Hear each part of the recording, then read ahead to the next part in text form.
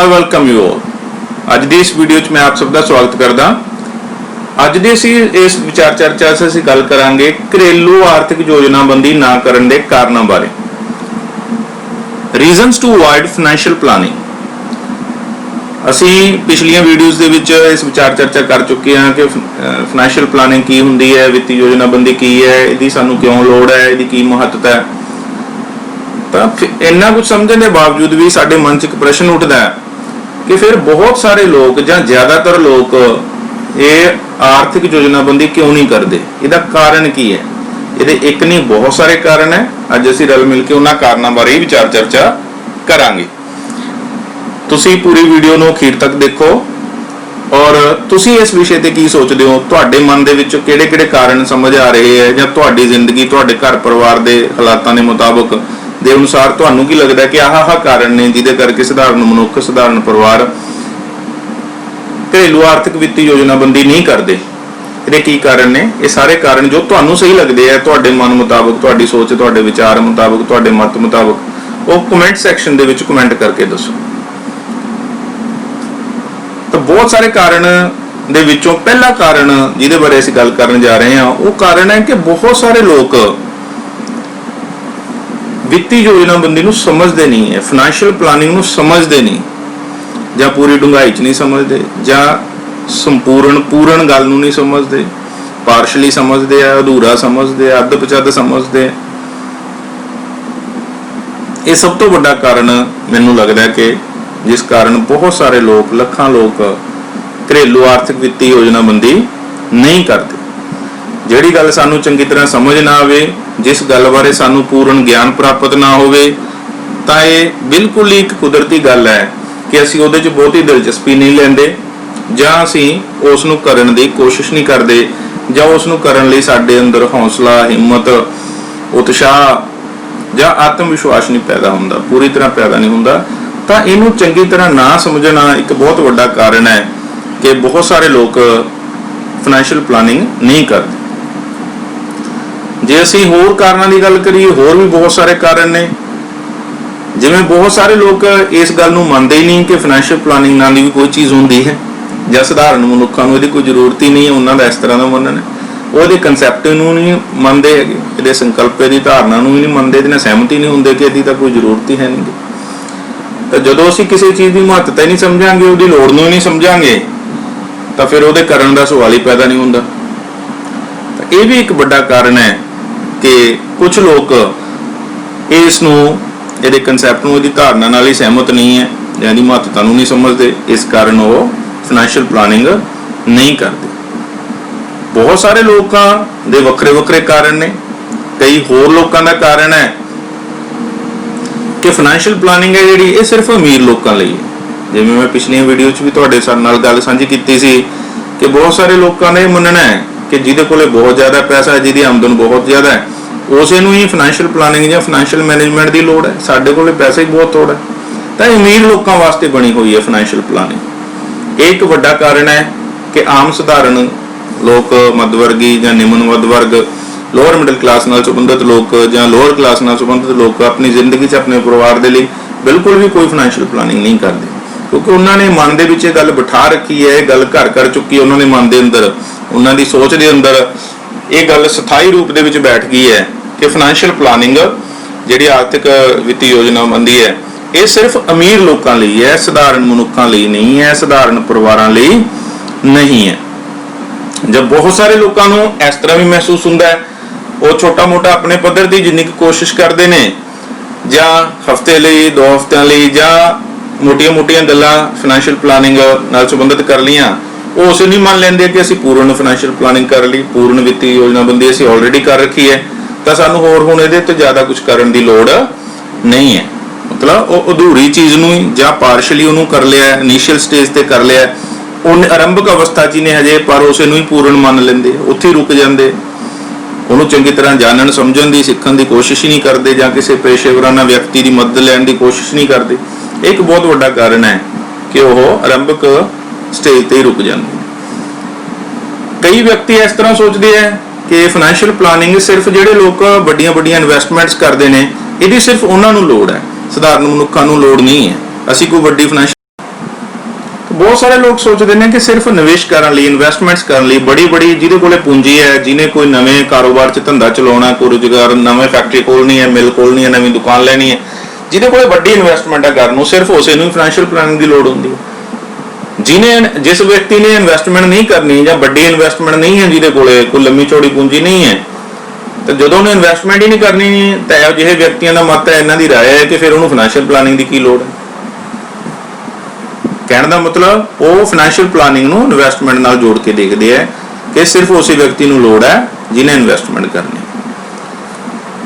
ਕਈ ਵਿਅਕਤੀ ਹੈ ਜਿਹੜੇ ਉਹ ਇਸ ਤਰ੍ਹਾਂ ਸੋਚਦੇ ਨੇ ਕਿ ਅਸੀਂ, ਪ੍ਰਮਾਤਮਾ ਦੀ ਸਾਡੇ ਤੇ ਕਿਰਪਾ ਹੈ, ਸਾਡੇ ਕੋਲੇ ਬਹੁਤ ਧਨ ਦੌਲਤ ਹੈ, ਸਾਨੂੰ ਖਾਨਦਾਨੀ ਵਿਰਾਸਤ ਦੇ ਵਿੱਚ ਲੰਮੀ ਚੌੜੀ ਜਾਇਦਾਦ ਮਿਲੀ ਹੋਈ ਹੈ, ਸਾਨੂੰ ਕੋਈ ਲੋੜ ਹੀ ਨਹੀਂ ਹੈ ਫਾਈਨੈਂਸ਼ੀਅਲ ਪਲਾਨਿੰਗ।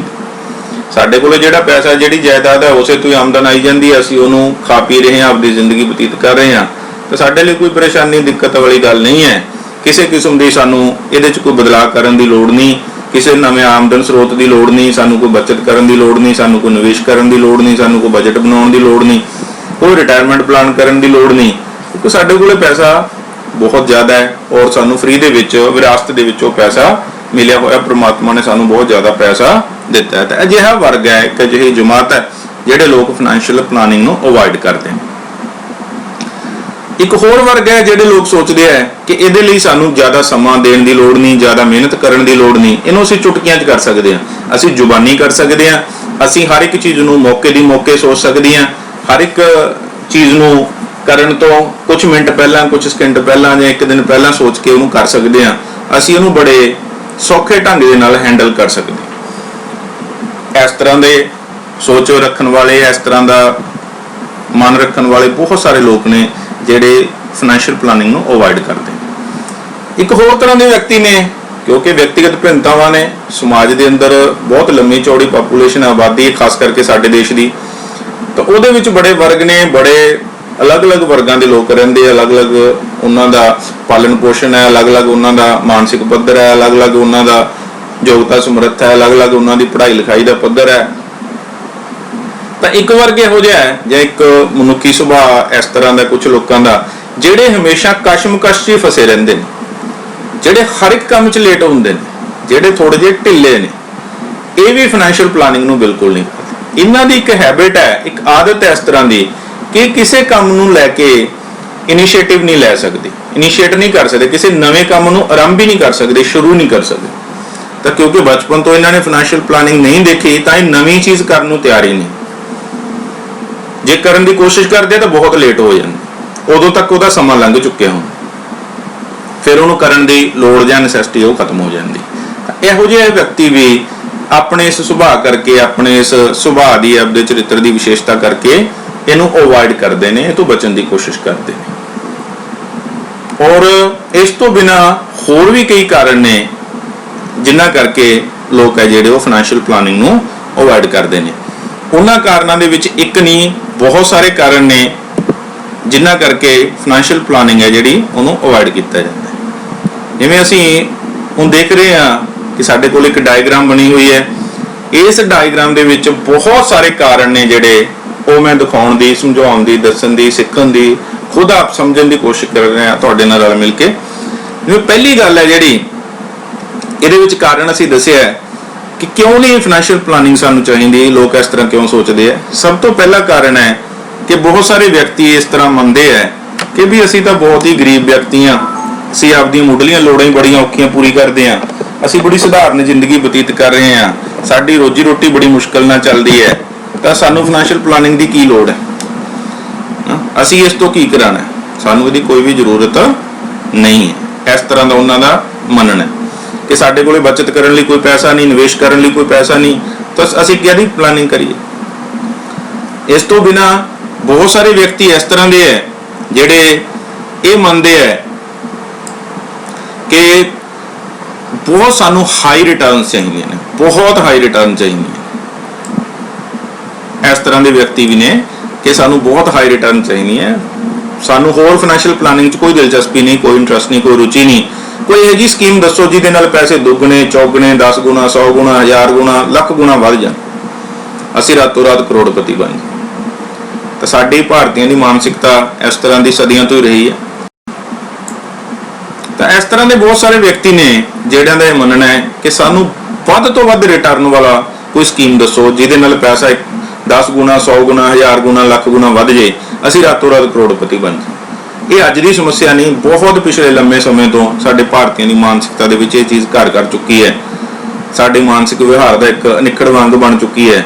ਤਾਂ ਹੀ ਅਸੀਂ ਵੱਖਰੀਆਂ ਜਿਹੜੀਆਂ ਫਾਈਨੈਂਸ਼ੀਅਲ ਸਕੀਮਾਂ ਨੇ ਜਾਂ ਚਿੱਟ ਫੰਡ ਘੁਟਾਲੇ ਨੇ, ਤਰ੍ਹਾਂ ਦੀਆਂ ਕੰਪਨੀਆਂ ਨੇ। ਹੁਣ ਮੈਂ ਇੱਥੇ ਕਿਸੇ ਫਾਈਨੈਂਸ਼ੀਅਲ ਕੰਪਨੀ ਦਾ ਨਾਂ ਨਹੀਂ ਲੈਣਾ ਚਾਹੂੰਗਾ, ਤੁਹਾਨੂੰ ਸਾਰਿਆਂ ਨੂੰ 2-4 ਕੰਪਨੀਆਂ ਦਾ ਨਾਮ ਯਾਦ ਹੀ ਹੋਊਗਾ ਜਿਨ੍ਹਾਂ ਨੇ ਰੀਸੈਂਟਲੀ ਲੋਕਾਂ ਦਾ 50,000 ਕਰੋੜ ਰੁਪਇਆ, ਲੱਖ ਕਰੋੜ ਰੁਪਇਆ ਲੁੱਟ ਲਿਆ, ਪੈਸੇ ਦੁੱਗਣੇ ਕਰਨ ਦੇ ਚੱਕਰ 'ਚ, ਚੌਗੁਣੇ ਕਰਨ ਦੇ ਚੱਕਰ 'ਚ। ਤਾਂ ਇਸ ਤਰ੍ਹਾਂ ਦੇ ਲੋਕ ਖੁਦ ਆਪਣੇ ਆਪ ਲਈ ਕੋਈ ਪਲਾਨਿੰਗ ਕਰਨ ਦੀ ਬਜਾਏ ਜਾਂ ਖੁਦ ਬਜਟ ਬਣਾਉਣ ਲਈ, ਖੁਦ ਨਿਵੇਸ਼ ਕਰਨ ਲਈ, ਖੁਦ ਬਚਤ ਕਰਨ ਲਈ ਉਹਨਾਂ ਝੰਜਟਾਂ 'ਚ ਨਹੀਂ ਪੈਣਾ ਚਾਹੁੰਦੇ। ਉਹ ਸਿਰਫ ਇੰਨੇ ਲਾਲਚੀ ਲੋਕ ਨੇ ਕਿ ਬਿਨਾਂ ਕੋਈ ਮਿਹਨਤ ਕੀਤੇ, ਬਿਨਾਂ ਕਿਸੇ ਪਲਾਨਿੰਗ ਦੇ, ਬਿਲਕੁਲ ਸਬਰ ਨਹੀਂ ਉਹਨਾਂ 'ਚ, ਪੈਸੇ ਨੂੰ ਕਈ ਗੁਣਾ ਵਧਾਉਣਾ ਚਾਹੁੰਦੇ, ਤਾਂ ਉਹ ਵੀ ਫਾਈਨੈਂਸ਼ੀਅਲ ਪਲਾਨਿੰਗ ਨੂੰ ਅਵੋਇਡ ਕਰਦੇ ਨੇ। ਉਸ ਤੋਂ ਬਿਨਾਂ ਬਹੁਤ ਸਾਰੇ ਲੋਕ ਇਸ ਤਰ੍ਹਾਂ ਦੇ ਨੇ ਜਿਹੜੇ ਸਰਕਾਰੀ ਨੌਕਰੀ ਕਰਦੇ ਨੇ।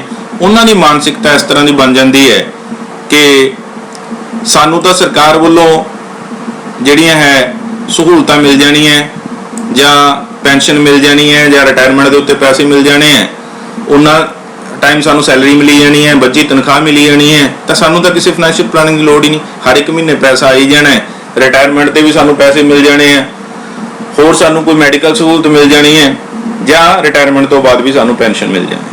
ਤਾਂ ਇਸ ਤਰ੍ਹਾਂ ਦੇ ਵਿਅਕਤੀਆਂ 'ਚ ਵੀ ਬਹੁਤੇ ਵਿਅਕਤੀ ਇਹ ਜਿਹੇ ਹੈ ਜਿਹੜੇ ਕੋਈ ਲੰਮੀ ਚੌੜੀ ਫਾਈਨੈਂਸ਼ੀਅਲ ਪਲਾਨਿੰਗ ਨਹੀਂ ਕਰਦੇ। ਇੱਕ ਤਰ੍ਹਾਂ ਦੀ ਉਹਨਾਂ ਨੂੰ ਆਰਥਿਕ ਸੁਰੱਖਿਆ ਉਸ ਨੌਕਰੀ ਨੇ ਪ੍ਰਦਾਨ ਕਰ ਰੱਖੀ ਹੈ। ਉਹ ਆਰਥਿਕ ਸੁਰੱਖਿਆ ਹੀ ਉਹਨਾਂ ਨੂੰ ਇਸ ਤਰ੍ਹਾਂ ਦਾ ਆਲਸੀ ਜਾਂ ਇਸ ਤਰ੍ਹਾਂ ਦਾ ਮਾਨਸਿਕਤਾ ਵਾਲਾ ਵਿਅਕਤੀ ਬਣਾ ਦਿੰਦੀ ਹੈ ਕਿ ਉਹ ਕਿਸੇ ਤਰ੍ਹਾਂ ਦਾ ਵੀ ਕੋਈ ਇਨੀਸ਼ੀਏਟਿਵ ਲੈਣ ਨੂੰ ਤਿਆਰ ਨਹੀਂ, ਕਿਸੇ ਤਰ੍ਹਾਂ ਦਾ ਰਿਸਕ ਲੈਣ ਦੀ ਉਹਨਾਂ 'ਚ ਹਿੰਮਤ ਪੈਦਾ ਨਹੀਂ ਹੁੰਦੀ, ਕਿਸ ਤਰ੍ਹਾਂ ਦੀ ਬਚਤ ਕਰਨੀ, ਇਨਵੈਸਟਮੈਂਟ ਕਰਨੀ, ਜਾਂ ਕੋਈ ਆਪਣੇ ਲਈ, ਆਪਣੇ ਪਰਿਵਾਰ ਲਈ ਫਾਈਨੈਂਸ਼ੀਅਲ ਪਲਾਨਿੰਗ ਕਰਨੀ, ਉਸ ਨੂੰ ਉਹ ਅਵੋਇਡ ਕਰਨਾ ਸ਼ੁਰੂ ਕਰ ਦਿੰਦੇ। ਇਸ ਤੋਂ ਬਾਅਦ ਬਹੁਤ ਸਾਰੇ ਲੋਕ ਇਸ ਤਰ੍ਹਾਂ ਦੇ ਆ ਜਿਨ੍ਹਾਂ ਦੀਆਂ ਜ਼ਰੂਰਤਾਂ ਹੀ ਘੱਟ ਨੇ। ਉਹ ਕੀ ਸੋਚਦੇ ਆ ਕਿ ਸਾਨੂੰ ਤਾਂ ਲੋੜ ਹੀ ਨਹੀਂ ਹੈ ਕੁਝ ਵੀ ਇਸ ਤਰ੍ਹਾਂ ਦੀ ਕਰਨ ਦੀ, ਅਸੀਂ ਤਾਂ ਬਹੁਤ ਥੋੜੇ ਪੈਸੇ ਨਾਲ ਹੀ ਖੁਸ਼ ਹੋ ਜਾਂਦੇ ਆ, ਬਹੁਤ ਥੋੜੇ ਪੈਸੇ ਨਾਲ ਹੀ ਸਾਡੀਆਂ ਜ਼ਰੂਰਤਾਂ ਪੂਰੀਆਂ ਹੋ ਜਾਂਦੀਆਂ, ਤਾਂ ਸਾਨੂੰ ਕੋਈ ਲੰਮੀ ਚੌੜੀ ਫਾਈਨੈਂਸ਼ੀਅਲ ਪਲਾਨਿੰਗ ਦੀ ਜ਼ਰੂਰਤ ਨਹੀਂ ਹੈ। ਇਹ ਇਸ ਤਰ੍ਹਾਂ ਦੇ ਵਿਅਕਤੀ ਨੇ ਜਿਹੜੇ ਸੋਚਦੇ ਆ ਕਿ ਰਿਟਾਇਰਮੈਂਟ ਵੇਲੇ ਸਾਨੂੰ ਉਸ ਤੋਂ ਬਾਅਦ ਥੋੜੀ ਜ਼ਿੰਦਗੀ ਬਚਦੀ ਹੈ, ਥੋੜੀਆਂ ਸਾਡੀਆਂ ਲੋੜਾਂ ਹੈ, ਥੋੜੇ ਜਿਹੇ ਖਰਚੇ ਹੋਣਗੇ, ਬੁਢਾਪੇ 'ਚ ਸਾਨੂੰ ਜ਼ਿਆਦਾ ਪੈਸੇ ਦੀ ਜ਼ਰੂਰਤ ਹੀ ਨਹੀਂ ਹੈ, ਤਾਂ ਨਾ ਸਾਨੂੰ ਕੋਈ ਬੁਢਾਪੇ ਲਈ ਪੈਸਾ ਰਿਟਾਇਰਮੈਂਟ ਪਲਾਨ ਕਰਨ ਦੀ ਲੋੜ ਹੈ, ਨਾ ਬੁਢਾਪੇ ਲਈ ਕੋਈ ਬਚਤ ਕਰਨ ਦੀ ਲੋੜ ਹੈ, ਨਾ ਸਾਨੂੰ ਕੋਈ ਕਿਸੇ ਕਿਸਮ ਦੀ ਵੈਲਥ ਕ੍ਰੀਏਸ਼ਨ ਦੀ ਲੋੜ ਹੈ ਕਿ ਅਸੀਂ ਇਨਵੈਸਟਮੈਂਟ ਦੇ ਚੱਕਰਾਂ 'ਚ ਪਈਏ ਜਾਂ ਕਿਸੇ ਕਿਸਮ ਦਾ ਰਿਸਕ ਲਈਏ। ਇਸ ਵਰਗ ਦੇ ਲੋਕ, ਇਸ ਤਰ੍ਹਾਂ ਦੀ ਮਾਨਸਿਕਤਾ ਵਾਲੇ ਲੋਕ ਵੀ ਫਾਈਨੈਂਸ਼ੀਅਲ ਪਲਾਨਿੰਗ ਨੂੰ ਅਵੋਇਡ ਕਰਦੇ। ਫਿਰ ਬਿਜ਼ਨਸਮੈਨ ਲੋਕ ਨੇ, ਉਹਨਾਂ 'ਚ ਕੁਝ ਕੁ ਵਿਅਕਤੀ ਇਸ ਤਰ੍ਹਾਂ ਦੇ ਹੈ ਜਿਹੜੇ ਸੋਚਦੇ ਆ ਕਿ ਸਾਡਾ ਬਿਜ਼ਨਸ ਹੈ, ਜਿਹੜਾ ਕਾਰੋਬਾਰ ਹੈ ਉਹ ਠੀਕ ਠਾਕ ਚੱਲ ਰਿਹਾ ਹੈ, ਵਧੀਆ ਚੱਲ ਰਿਹਾ ਹੈ, ਤਾਂ ਉਸ ਬਿਜ਼ਨਸ ਨਾਲ ਹੀ ਮੇਰੀ ਜ਼ਿੰਦਗੀ ਵਧੀਆ ਨਿਕਲ ਜੂ, ਮੇਰੇ ਪਰਿਵਾਰ ਦੀ ਗੁਜ਼ਾਰਾ ਚੱਲੀ ਜਾਊਗਾ, ਉਹ ਬਿਜ਼ਨਸ ਹੀ ਸਾਡੀ ਦੇਖਭਾਲ ਕਰ ਲੂਗਾ, ਬਿਜ਼ਨਸ ਤੋਂ ਜਿਹੜੀ ਆਮਦਨ ਆਉਂਦੀ ਹੈ ਉਹਦੇ ਨਾਲ ਹੀ ਸਾਡਾ ਸਭ ਕੁਝ ਸਹੀ ਚੱਲੀ ਜਾਣਾ, ਤਾਂ ਸਾਨੂੰ ਹੋਰ ਇਸ ਤੋਂ ਐਕਸਟਰਾ ਕੁਝ ਕਰਨ ਦੀ ਲੋੜ ਨਹੀਂ ਹੈ, ਨਾ ਸੋਚ ਵਿਚਾਰ ਕਰਨ ਦੀ ਲੋੜ ਹੈ, ਨਾ ਕਿਸੇ ਯੋਜਨਾਬੰਦੀ ਦੀ ਲੋੜ ਹੈ। ਇਸ ਤੋਂ ਬਿਨਾਂ ਕੁਝ ਇੱਕ ਸਾਨੂੰ ਹਿੰਦੁਸਤਾਨੀ ਨੂੰ ਇਹ ਵੀ ਆਦਤ ਹੈ ਕਿ ਅਸੀਂ ਚਿਪਕ ਜਾਂਦੇ ਹਾਂ ਕਿਸੇ ਵੀ ਚੀਜ਼ ਨਾਲ। ਕਈ ਲੋਕ ਪ੍ਰਾਪਰਟੀ ਦਾ ਧੰਦਾ ਕਰਦੇ ਆ ਤਾਂ ਪ੍ਰਾਪਰਟੀ ਤੋਂ ਬਾਹਰ ਕੁਝ ਵੀ ਨਹੀਂ ਸੋਚਦੇ। ਕਈ ਲੋਕ ਟਰਾਂਸਪੋਰਟਰ ਨੇ, ਉਹਨਾਂ ਦੇ ਕੋਈ ਟਰੱਕ ਨੇ, ਕੋਈ ਟੈਕਸੀਆਂ ਨੇ, ਉਹ ਉਸ ਤੋਂ ਬਾਅਦ ਕੁਝ ਵੀ ਨਹੀਂ ਸੋਚਦੇ। ਕਈ ਪੀੜ੍ਹੀਆਂ ਹੋ ਗਈਆਂ, ਦਾਦੇ ਪੜਦਾਦਿਆਂ ਤੋਂ ਲੈ ਕੇ ਉਹੀ ਕੰਮ ਚੱਲਦਾ ਆ ਰਿਹਾ। ਤਾਂ ਇਸ ਤਰ੍ਹਾਂ ਦੇ ਲੋਕ ਵੀ ਕਿਸੇ ਤਰ੍ਹਾਂ ਦੀ ਫਾਈਨੈਂਸ਼ੀਅਲ ਪਲਾਨਿੰਗ ਨਹੀਂ ਕਰਦੇ, ਕਿਉਂਕਿ ਉਸ ਤੋਂ ਆਪਣੀ ਇੱਕ ਉਹਨਾਂ ਨੇ ਆਪਦੇ ਦੁਆਲੇ ਇੱਕ ਲਕਸ਼ਮਣ ਰੇਖਾ ਬਣਾ ਰੱਖੀ ਹੈ, ਉਸ ਤੋਂ ਬਾਹਰ ਜਾਣ ਦੀ ਕੋਸ਼ਿਸ਼ ਹੀ ਨਹੀਂ ਕਰਦੇ। ਇਸ ਤੋਂ ਬਿਨਾਂ ਇੱਕ ਵਰਗ ਅਜਿਹਾ ਹੈ ਜਿਹੜੇ ਲੋਕ ਘੱਟ ਪੜ੍ਹੇ ਲਿਖੇ ਆ, ਉਹ ਕਹਿੰਦੇ ਸਾਡੇ ਤੋਂ ਕੋਈ ਰਿਸਰਚ ਨਹੀਂ ਹੁੰਦੀ, ਸਾਡੇ ਕੋਲ ਕੋਈ ਸਟੈਟਿਕਸ ਨਹੀਂ, ਕੋਈ ਡਾਟਾ ਨਹੀਂ, ਕੋਈ ਅੰਕੜੇ ਨਹੀਂ, ਇਸ ਤਰ੍ਹਾਂ ਦਾ ਸਾਡੇ ਕੋਲ ਜਾਣਕਾਰੀ ਨਹੀਂ ਹੈ ਜਿਸ ਦੇ ਆਧਾਰ ਤੇ ਅਸੀਂ ਕਿਸੇ ਤਰ੍ਹਾਂ ਦੀ ਕੋਈ ਫਾਈਨੈਂਸ਼ੀਅਲ ਪਲਾਨਿੰਗ ਕਰ ਸਕੀਏ। ਉਸ ਡਾਟੇ ਦੀ ਘਾਟ ਕਰਕੇ ਉਹ ਇਹਨੂੰ ਅਵੋਇਡ ਕਰਨ ਦੀ ਕੋਸ਼ਿਸ਼ ਕਰਦੇ ਆ। ਇਸ ਤੋਂ ਬਿਨਾਂ ਫਿਰ ਅਗਲੇ ਬਹੁਤ ਸਾਰੇ ਲੋਕ ਇਹੋ ਜਿਹੇ ਹੈ ਜਿਹੜੇ ਕਹਿੰਦੇ ਆ ਕਿ ਅੱਗੇ ਸਾਡੇ ਬਾਪ ਦਾਦਿਆਂ ਨੇ ਕਿਹੜਾ ਬੜੀ ਫਾਈਨੈਂਸ਼ੀਅਲ ਪਲਾਨਿੰਗ ਕੀਤੀ ਹੈ, ਫਿਰ ਵੀ ਉਹ ਵਧੀਆ ਜ਼ਿੰਦਗੀ ਬਸਰ ਕਰ ਗਏ, ਵਧੀਆ ਆਪਦੀ ਜ਼ਿੰਦਗੀ ਗੁਜ਼ਾਰ ਗਏ, ਵਧੀਆ ਆਪਦਾ ਟਾਈਮ ਕੱਢ ਗਏ, ਔਰ ਆਪਦੀ ਜ਼ਿੰਦਗੀ ਦੇ ਜਿਹੜੇ ਮੁੱਢਲੇ ਕੰਮ ਨੇ, ਮੁੱਖ ਕੰਮ ਨੇ, ਬੇਸਿਕ ਕੰਮ ਨੇ, ਉਹ ਵਧੀਆ ਕਰ ਗਏ। ਤਾਂ ਜਦੋਂ ਉਹਨਾਂ ਦਾ ਬਿਨਾਂ ਫਾਈਨੈਂਸ਼ੀਅਲ ਪਲਾਨਿੰਗ ਤੋਂ ਸਰ ਗਿਆ, ਸਾਡਾ ਵੀ ਇਹੀ ਸਰ ਜੂਗਾ, ਅਸੀਂ ਵੀ ਇਸੇ ਤਰ੍ਹਾਂ ਹੀ ਜ਼ਿੰਦਗੀ ਕੱਢ ਲਾਂਗੇ। ਤਾਂ ਇਹ ਉਹਨਾਂ ਦੀ ਇਸ ਤਰ੍ਹਾਂ ਦੀ ਸੋਚ। ਤਾਂ ਬਹੁਤ ਸਾਰੇ ਲੋਕ ਇਸ ਤਰ੍ਹਾਂ ਦੇ ਨੇ ਜਿਹੜੇ ਇਹਨਾਂ ਦਾ ਮੰਨਣਾ ਹੈ, ਜਿਹੜੇ ਕਹਿੰਦੇ ਆ, ਸੋਚਦੇ ਆ ਕਿ ਉਹਨਾਂ ਦੇ ਮਾਪਿਆਂ ਨੇ, ਉਹਨਾਂ ਦੇ ਵੱਡ ਵਡੇਰਿਆਂ ਨੇ ਕੋਈ ਫਾਈਨੈਂਸ਼ੀਅਲ ਪਲਾਨਿੰਗ ਨਹੀਂ ਕੀਤੀ, ਉਹਨਾਂ ਦੀ ਜ਼ਿੰਦਗੀ ਠੀਕ ਠਾਕ ਇਸ ਤਰ੍ਹਾਂ ਹੀ ਬਸਰ ਹੋ ਗਈ, ਸਭ ਕੁਝ ਵਧੀਆ ਰਿਹਾ, ਉਹ ਆਪਣੀ ਜ਼ਿੰਦਗੀ ਵਧੀਆ ਢੰਗ ਨਾਲ ਗੁਜ਼ਾਰ ਗਏ। ਤਾਂ ਜਦੋਂ ਉਹਨਾਂ ਦਾ ਸਰ ਗਿਆ ਬਿਨਾਂ ਫਾਈਨੈਂਸ਼ੀਅਲ ਪਲਾਨਿੰਗ ਤੋਂ ਸਾਡਾ ਵੀ ਸਰ ਜਾਊਗਾ। ਸਾਨੂੰ ਕੀ ਲੋੜ ਹੈ ਫਾਈਨੈਂਸ਼ੀਅਲ ਪਲਾਨਿੰਗ ਕਰਨ ਦੀ? ਸਾਨੂੰ ਇਹਦੇ ਚੱਕਰਾਂ 'ਚ ਪੈਣ ਦੀ, ਇਹਦੀ ਟੈਨਸ਼ਨ ਲੈਣ ਦੀ ਕੀ ਜ਼ਰੂਰਤ ਹੈ?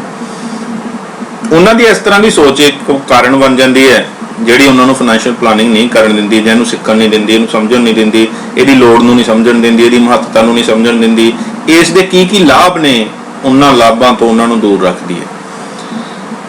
ਅਗਲੇ ਬਹੁਤ ਸਾਰੇ ਲੋਕ ਇਸ ਤਰ੍ਹਾਂ ਦੇ ਹੈ ਜਿਹੜੇ ਜ਼ਿਆਦਾ ਅਮੀਰ ਨੇ ਜਾਂ ਉਹਨਾਂ ਕੋਲੇ ਖੁਦ ਕੋਲੇ ਸਮੇਂ ਦੀ ਘਾਟ ਹੈ, ਉਹਨਾਂ ਦੇ ਲਈ ਕੋਈ ਵਿਅਕਤੀ ਹਾਇਰ ਕਰ ਲੈਂਦੇ, ਉਹ ਆਪਦੇ ਲਈ ਕੋਈ ਅਕਾਊਂਟੈਂਟ, ਕੋਈ ਚਾਰਟਰਡ ਅਕਾਊਂਟੈਂਟ, ਕੋਈ ਫਾਈਨੈਂਸ਼ੀਅਲ ਪਲਾਨਰ, ਕੋਈ ਫਾਈਨੈਂਸ਼ੀਅਲ ਐਡਵਾਈਜ਼ਰ, ਉਹ ਸਾਰਾ ਕੁਝ ਉਹਦੇ ਤੇ ਛੱਡ ਦਿੰਦੇ ਕਿ ਸਾਡੇ ਲਈ ਅਸੀਂ ਉਹਨੂੰ ਪੇ ਕਰਤਾ, ਉਹਨੂੰ ਪੈਸਾ ਦੇਤਾ ਇਸ ਕੰਮ ਦਾ, ਜੋ ਸਾਨੂੰ ਸਰਵਿਸ ਦੇ ਰਿਹਾ ਸਾਡੇ ਲਈ ਇਹ ਸਾਰਾ ਕੰਮ ਉਹ ਕਰ ਦੂਗਾ, ਤਾਂ ਸਾਨੂੰ ਖੁਦ ਕਰਨ ਦੀ ਲੋੜ ਨਹੀਂ। ਕਿਸੇ ਹੱਦ ਤੱਕ ਇਹ ਠੀਕ ਵੀ ਹੈ, ਜਿਹਦੇ ਕੋਲੇ ਸਮੇਂ ਦੀ ਘਾਟ ਹੈ ਜਾਂ ਜਿਹਦਾ ਕਾਰੋਬਾਰ ਜ਼ਿਆਦਾ ਬੜਾ, ਆਮਦਨ ਜ਼ਿਆਦਾ ਬੜੀ ਹੈ, ਉਹਦੇ ਲਈ ਇਹ ਪ੍ਰੋਫੈਸ਼ਨਲ ਲੋਕ ਬਹੁਤ ਵਧੀਆ ਕੰਮ ਕਰ ਸਕਦੇ ਆ। ਪਰ ਫਿਰ ਵੀ ਸਾਨੂੰ ਇਹਦੇ 'ਚ ਥੋੜਾ ਜਿਹਾ ਖੁਦ ਆਪਣੀ ਪਰਸਨਲ ਇਨਵੋਲਵਮੈਂਟ ਵੀ ਰੱਖਣੀ ਚਾਹੀਦੀ ਹੈ, ਖੁਦ ਸਾਨੂੰ ਧਿਆਨ ਰੱਖਣਾ ਵੀ ਜ਼ਰੂਰੀ ਹੈ।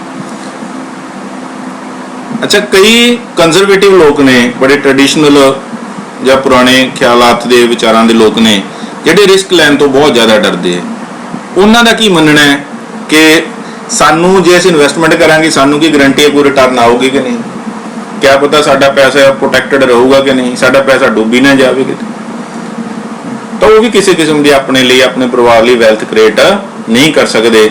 ਜਾਂ ਸੌਖੇ ਸ਼ਬਦਾਂ 'ਚ ਮੈਂ ਕਹਾਂ ਕਿ ਉਹ ਕਦੇ ਵੀ ਆਪਣੀ ਇਕਨੋਮਿਕ ਕਲਾਸ ਹੈ ਜਿਹੜਾ, ਉਹਨੂੰ ਆਰਥਿਕ ਵਰਗ ਬਦਲ ਨਹੀਂ ਸਕਦੇ, ਤਰੱਕੀ ਨਹੀਂ ਕਰ ਸਕਦੇ। ਜਿਹੜੇ ਵਰਗ 'ਚ, ਜਿਹੜੀ ਕਲਾਸ 'ਚ ਉਹ ਪੈਦਾ ਹੁੰਦੇ, ਉਸੇ ਕਲਾਸ ਦੇ ਵਿੱਚ ਉਹਨਾਂ ਦੀ ਮੌਤ ਹੋ ਜਾਂਦੀ ਹੈ। ਬਹੁਤੇ ਕੇਸਾਂ 'ਚ ਇਸ ਤਰ੍ਹਾਂ ਹੀ ਹੁੰਦਾ, ਕਿਉਂਕਿ ਗਰੰਟੀ ਕਿਸੇ ਚੀਜ਼ ਦੀ ਨਹੀਂ। ਮੈਂ ਅਕਸਰ ਇਹ ਗੱਲ ਸੋਚਦਾ, ਬਾਕੀ ਆਲੇ ਦੁਆਲੇ ਦੇ ਲੋਕਾਂ ਨਾਲ ਵੀ ਸਾਂਝੀ ਕਰਦਾ ਕਿ ਗਰੰਟੀ ਤਾਂ ਸਾਡੀ ਜ਼ਿੰਦਗੀ ਦੀ ਵੀ ਨਹੀਂ ਹੈ। ਕੀ ਫਿਰ ਅਸੀਂ ਜੀਣਾ ਬੰਦ ਕਰ ਦਿੰਦੇ? ਗਰੰਟੀ ਤਾਂ ਸਾਨੂੰ 5 ਸੈਕਿੰਡ ਦੀ ਇਹ ਨਹੀਂ ਹੈ ਕਿ ਅਸੀਂ ਜਿਉਂਦੇ ਰਹਾਂਗੇ ਕਿ ਨਹੀਂ ਰਹਾਂਗੇ, ਸਵੇਰ ਜਿਉਂਦੇ ਉੱਠਾਂਗੇ ਕਿ ਨਹੀਂ ਉੱਠਾਂਗੇ, ਲੇਕਿਨ ਫਿਰ ਵੀ ਅਸੀਂ ਕਈ ਸਾਲਾਂ ਲਈ ਆਪਣੀ ਜ਼ਿੰਦਗੀ ਦੀ ਪਲਾਨਿੰਗ ਕਰਦੇ ਹਾਂ, ਕਈ ਪੀੜ੍ਹੀਆਂ ਲਈ ਆਪਣੀ ਜ਼ਿੰਦਗੀ ਵਾਸਤੇ ਸੋਚਦੇ ਹਾਂ, ਕੰਮ ਕਰਦੇ ਹਾਂ, ਘਰ ਬਣਾਉਂਦੇ ਹਾਂ, ਸਾਰੇ ਸਾਲ ਲਈ ਖਾਣ ਪੀਣ ਦਾ ਸਮਾਨ ਇਕੱਠਾ ਕਰਕੇ ਰੱਖਦੇ ਹਾਂ, ਜਦੋਂ ਕਿ ਸਾਨੂੰ ਆਪਣੀ ਜ਼ਿੰਦਗੀ ਦਾ 5 ਸੈਕਿੰਡ ਦੀ ਵੀ ਕੋਈ ਗਰੰਟੀ ਨਹੀਂ। ਤਾਂ ਗਰੰਟੀ ਨੂੰ ਉਡੀਕੀ ਜਾਵਾਂਗੇ ਤਾਂ ਕੁਝ ਵੀ ਨਹੀਂ ਕਰ ਸਕਾਂਗੇ। ਇਸ ਤਰ੍ਹਾਂ ਦੀ ਸੋਚ ਹੈ ਜਿਹੜੀ ਮੇਰੇ ਮਤ ਅਨੁਸਾਰ, ਮੇਰੇ ਮਨ ਅਨੁਸਾਰ ਚੰਗੀ ਸੋਚ ਨਹੀਂ ਹੈ, ਅਗਾਂਹ ਵਧਣ ਵਾਲੀ ਸੋਚ ਨਹੀਂ ਹੈ, ਪ੍ਰੋਗਰੈਸਿਵ ਸੋਚ ਨਹੀਂ ਹੈ। ਇਸ ਤੋਂ ਬਿਨਾ ਕਈ ਨੈਗੇਟਿਵ ਸੋਚਣ ਵਾਲੇ ਜਾਂ ਬੜੇ ਅਣਗਹਿਲੀ ਕਰਨ ਵਾਲੇ ਵਿਅਕਤੀ ਹੈ, ਉਹਨਾਂ ਦਾ ਅਕਸਰ ਇਹ ਮੰਨਣਾ ਹੁੰਦਾ ਹੈ ਕਿ ਜੇਕਰ ਸਾਨੂੰ ਕੁਝ ਹੋ ਗਿਆ ਫਿਰ ਸਾਨੂੰ ਪੈਸੇ ਦਾ ਕੀ ਫਾਇਦਾ। ਇਸ ਲਈ ਉਹ ਇਸ ਸਿਧਾਂਤ ਨੂੰ ਫੋਲੋ ਕਰਦੇ, ਇਸ ਸਿਧਾਂਤ ਨੂੰ ਮੰਨਦੇ ਹੈ ਕਿ ਖਾਧਾ ਪੀਤਾ ਲਾਹੇ ਦਾ, ਰਹਿੰਦਾ ਅਮਦ ਸ਼ਾਹੇ ਦਾ, ਕਿ ਜੋ ਪੈਸਾ ਅਸੀਂ ਵਰਤ ਲਿਆ, ਜੋ ਅਸੀਂ ਖਾ ਪੀ ਲਿਆ, ਜੋ ਅਸੀਂ ਕੰਜ਼ਿਊਮ ਕਰ ਲਿਆ, ਉਪਭੋਗ ਕਰ ਲਿਆ, ਉਹੀ ਲਾਭ ਹੈ, ਸਾਨੂੰ ਉਹੀ ਫਾਇਦਾ ਉਸੇ ਦਾ ਹੀ। ਇਸ ਕਰਕੇ ਕਿਸੇ ਬਜਟ ਬਣਾਉਣ 'ਚ, ਕਿਸੇ ਬੱਚਤ ਕਰਨ 'ਚ, ਕਿਸੇ ਨਿਵੇਸ਼ ਕਰਨ ਦੇ ਵਿੱਚ ਚੱਕਰ 'ਚ, ਕਿਸੇ ਰਿਟਾਇਰਮੈਂਟ ਨੂੰ ਪਲਾਨ ਕਰਨ ਦੇ ਚੱਕਰ 'ਚ ਉਹ ਨਹੀਂ ਪੈਣਾ ਚਾਹੁੰਦੇ। ਉਹ ਡੇ ਟੂ ਡੇ ਲਾਈਫ ਨੂੰ ਜੀਣਾ ਚਾਹੁੰਦੇ। ਉਹ ਕਹਿੰਦੇ ਜੇ ਅਸੀਂ ਪਹਿਲਾਂ ਹੀ ਮਰ ਗਏ ਫਿਰ ਰਿਟਾਇਰਮੈਂਟ ਪਲਾਨ ਕਰਨ ਦਾ ਕੀ ਫਾਇਦਾ, ਫਿਰ ਬੱਚਤਾਂ ਕਰਨ ਦਾ ਕੀ ਫਾਇਦਾ। ਇਸ ਤਰ੍ਹਾਂ ਦੇ ਵਿਅਕਤੀਆਂ ਦੀ ਆਪਣੀ ਸੋਚ ਹੈ, ਔਰ ਉਹੀ ਉਹਨਾਂ ਦੀ ਸੋਚ ਇੱਕ ਕਾਰਨ ਬਣਦੀ ਹੈ ਜਿਹੜੀ ਉਹਨਾਂ ਨੂੰ ਫਾਈਨੈਂਸ਼ੀਅਲ ਪਲਾਨਿੰਗ ਅਵੋਇਡ ਕਰਨ ਦੇ ਲਈ ਵਾਲੇ ਪਾਸੇ ਲੈ ਕੇ ਜਾਂਦੀ ਹੈ। ਇਸ ਤੋਂ ਬਾਅਦ ਅਸੀਂ ਗੱਲ ਕਰਾਂਗੇ ਇਸ ਤਰ੍ਹਾਂ ਦੇ ਲੋਕਾਂ ਦੀ, ਜਿਹੜੇ ਲੋਕ ਕਹਿੰਦੇ ਆ ਕਿ ਮੇਰੇ ਕੋਲੇ ਇਸ ਤਰ੍ਹਾਂ ਦਾ ਹੈ ਹੀ ਨਹੀਂ ਕੁਝ ਵੀ ਕਿ ਮੈਂ ਰਿਟਾਇਰਮੈਂਟ ਲਈ ਬਚਾ ਸਕਾਂ, ਜੇ ਮੈਨੂੰ ਲੋੜ ਪਈ ਮੈਂ ਰਿਟਾਇਰਮੈਂਟ ਤੋਂ ਬਾਅਦ ਵੀ ਕੰਮ ਕਰ ਲਵਾਂ, ਮੈਂ ਰਿਟਾਇਰ ਹੁੰਦਾ ਹੀ ਨਹੀਂ ਕਦੇ, ਉਸ ਤੋਂ ਬਾਅਦ ਵੀ ਆਪਣੇ ਕੰਮ ਨੂੰ ਜਾਰੀ ਰੱਖਾਂਗੇ। ਇਸ ਤਰ੍ਹਾਂ ਦੇ ਲੋਕ ਵੀ ਨੇ ਜਿਹੜੇ ਇਸ ਤਰ੍ਹਾਂ ਦੀ ਸੋਚ ਲੈ ਕੇ ਚੱਲਦੇ, ਤਾਂ ਉਹ ਵੀ ਕਿਸੇ ਤਰ੍ਹਾਂ ਦੀ ਪਲਾਨਿੰਗ ਦੇ ਚੱਕਰਾਂ 'ਚ ਨਹੀਂ ਪੈਂਦੇ। ਇੱਕ ਆਮ ਹੀ ਪਰੰਪਰਾਗਤ ਸੋਚ ਹੈ, ਬਹੁਤ ਸਾਰੇ ਲੋਕ ਸੋਚਦੇ ਆ ਕਿ ਸਾਡੇ ਬੱਚੇ, ਸਾਡੇ ਦੋਤਰੇ ਪੋਤਰੇ, ਸਾਡੇ ਪੁੱਤ ਧੀਆਂ ਸਾਡੀ ਦੇਖਭਾਲ ਕਰ ਲੈਣਗੇ, ਸਾਡੀ ਬਿਮਾਰੀ 'ਚ ਸੰਭਾਲ ਲੈਣਗੇ, ਸਾਨੂੰ ਜਦੋਂ ਅਸੀਂ ਕੰਮ ਕਰਨ ਜੋਗੇ ਨਾ ਰਵਾਂਗੇ ਤਾਂ ਉਹ ਸਾਡੀ ਦੇਖਭਾਲ ਕਰਨਗੇ, ਉਹੀ ਪੈਸਾ ਖਰਚ ਕਰਨਗੇ, ਉਹ ਸਾਡਾ ਇਲਾਜ ਕਰਾਉਣਗੇ, ਸਭ ਕੁਝ ਉਹੀ ਕਰਨਗੇ, ਤਾਂ ਸਾਨੂੰ ਕਿਸੇ ਫਾਈਨੈਂਸ਼ੀਅਲ ਪਲਾਨਿੰਗ ਦੀ, ਕੋਈ ਰਿਟਾਇਰਮੈਂਟ ਪਲਾਨਿੰਗ ਦੀ ਕੀ ਲੋੜ ਹੈ। ਇੱਕ ਬੜਾ ਕਾਮਨ ਕਾਰਨ ਹੈ ਬਹੁਤ ਸਾਰੇ ਲੋਕਾਂ ਦਾ, ਜਿਹੜੇ ਇਹ ਬੋਲਦੇ ਹੈ ਕਿ ਇਹ ਚੀਜ਼ ਤਾਂ ਵਧੀਆ ਹੈ, ਇਹ ਜ਼ਰੂਰੀ ਵੀ ਹੈ, ਇਹਦੀ ਮਹੱਤਤਾ ਵੀ ਹੈ, ਪਰ ਸਾਡੇ ਕੋਲੇ ਟਾਈਮ ਹੀ ਨਹੀਂ, ਸਾਡੇ ਕੋਲੇ ਸਮੇਂ ਦੀ ਘਾਟ, ਅਸੀਂ ਕੋਈ ਫਾਈਨੈਂਸ਼ੀਅਲ ਪਲਾਨ। ਤਾਂ ਬਹੁਤ ਸਾਰੇ ਇਹੋ ਜਿਹੇ ਲੋਕ ਨੇ। ਇੱਕ ਬੜੀ ਆਮ ਕਾਮਨ ਸਧਾਰਨ ਗੱਲ ਹੈ ਜਿਹੜੀ ਸਭ ਤੋਂ ਜ਼ਿਆਦਾ ਪ੍ਰਚਲਿਤ ਹੈ, ਜਿਹੜੇ ਪੜ੍ਹੇ ਲਿਖੇ ਵਰਗ ਦੇ ਵਿੱਚ ਬਹੁਤ ਜ਼ਿਆਦਾ, ਉਹ ਲੋਕਾਂ ਦਾ ਮੰਨਣਾ ਹੈ, ਕਹਿਣਾ ਹੈ ਕਿ ਅਸੀਂ ਸਮਝਦੇ ਹਾਂ ਕਿ ਫਾਈਨੈਂਸ਼ੀਅਲ ਪਲਾਨਿੰਗ ਕੀ ਹੁੰਦੀ ਹੈ, ਅਸੀਂ ਇਹਦੀ ਲੋੜ ਤੇ ਮਹੱਤਤਾ ਨੂੰ ਵੀ ਸਮਝਦੇ ਹਾਂ, ਚਾਹੇ ਪੂਰੀ ਤਰ੍ਹਾਂ ਨਹੀਂ, ਅੰਸ਼ਕ ਰੂਪ 'ਚ ਜ਼ਰੂਰ ਸਮਝਦੇ ਹਾਂ, ਪਰ ਅਸੀਂ ਬਿਜ਼ੀ ਇੰਨੇ ਆ, ਸਾਡੇ ਕੋਲ ਸਮਾਂ ਨਹੀਂ ਹੈ, ਸਮੇਂ ਦੀ ਘਾਟ ਹੈ, ਜਿਸ ਕਰਕੇ ਅਸੀਂ ਇਹਦੇ ਤੇ ਮੱਥਾ ਨਹੀਂ ਮਾਰ ਸਕਦੇ, ਅਸੀਂ ਇਹਨੂੰ ਸਮਾਂ ਨਹੀਂ ਦੇ ਸਕਦੇ, ਆਪਦੀ ਊਰਜਾ ਇਹਦੇ ਤੇ ਨਹੀਂ ਲਗਾ ਸਕਦੇ, ਬਾਰ-ਬਾਰ ਅਸੀਂ ਇਹਦੇ ਉੱਤੇ ਜ਼ਿਆਦਾ ਸਮਾਂ ਉਹ ਨਹੀਂ ਲਗਾ ਸਕਦੇ, ਅਸੀਂ ਬਿਜ਼ੀ ਹਾਂ, ਸਾਡੇ ਕੋਲ ਸਮੇਂ ਦੀ ਘਾਟ ਇੰਨੀ ਜ਼ਿਆਦਾ ਹੈ ਕਿ ਅਸੀਂ ਫਾਈਨੈਂਸ਼ੀਅਲ ਪਲਾਨਿੰਗ ਨਹੀਂ ਕਰ ਸਕਦੇ।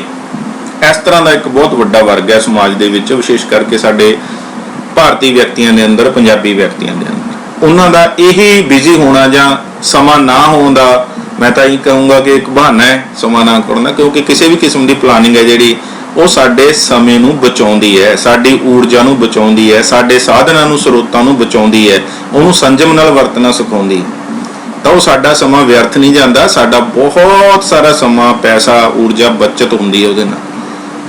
ਤਾਂ ਉਹ ਇਹ ਬਹਾਨਾ ਬਣਾ ਕੇ ਜਿਹੜੀ ਫਾਈਨੈਂਸ਼ੀਅਲ ਪਲਾਨਿੰਗ ਹੈ ਉਹਨੂੰ ਅਵੋਇਡ ਕਰਦੇ, ਉਹ ਤੋਂ ਬਚਣ ਦੀ ਕੋਸ਼ਿਸ਼ ਕਰਦੇ। ਮੇਰੀ ਵੀਡੀਓ ਦੇ ਕੀ ਬਟਨ ਦੇ ਵਿੱਚ, ਉੱਪਰ ਆਈ ਬਟਨ ਦੇ ਵਿੱਚ ਇਸ ਤੋਂ ਪਹਿਲੀਆਂ ਫਾਈਨੈਂਸ ਨਾਲ ਸੰਬੰਧਿਤ ਵੀਡੀਓ ਦੇ ਲਿੰਕ ਆ ਰਹੇ, ਮੈਂ ਤੁਹਾਨੂੰ ਸੁਝਾਅ ਦੇਵਾਂਗਾ ਕਿ ਤੁਸੀਂ ਉਸ ਲਿੰਕ ਦੇ ਰਾਹੀਂ ਪਹਿਲੀਆਂ ਵੀਡੀਓ ਨੂੰ ਵੀ ਦੇਖੋ ਤਾਂ ਕਿ ਤੁਸੀਂ ਪੂਰੀ ਗੱਲ ਨੂੰ ਸਮਝ ਸਕੋ, ਜਾਂ ਪਹਿਲੀਆਂ ਵੀਡੀਓ ਨੂੰ ਇਸ ਵੀਡੀਓ ਨਾਲ ਜੋੜ ਕੇ ਪੂਰੇ ਕੰਟੈਂਟ ਨੂੰ, ਪੂਰੇ ਮੈਟਰ ਨੂੰ ਸਮਝ ਸਕੋ ਕਿ ਅਸੀਂ ਕੀ ਚਰਚਾ ਕਰਨ ਦੀ ਕੋਸ਼ਿਸ਼ ਕਰ ਰਹੇ ਹਾਂ, ਕੀ ਸਿੱਖਣ ਦੀ ਕੋਸ਼ਿਸ਼ ਕਰ ਰਹੇ ਹਾਂ।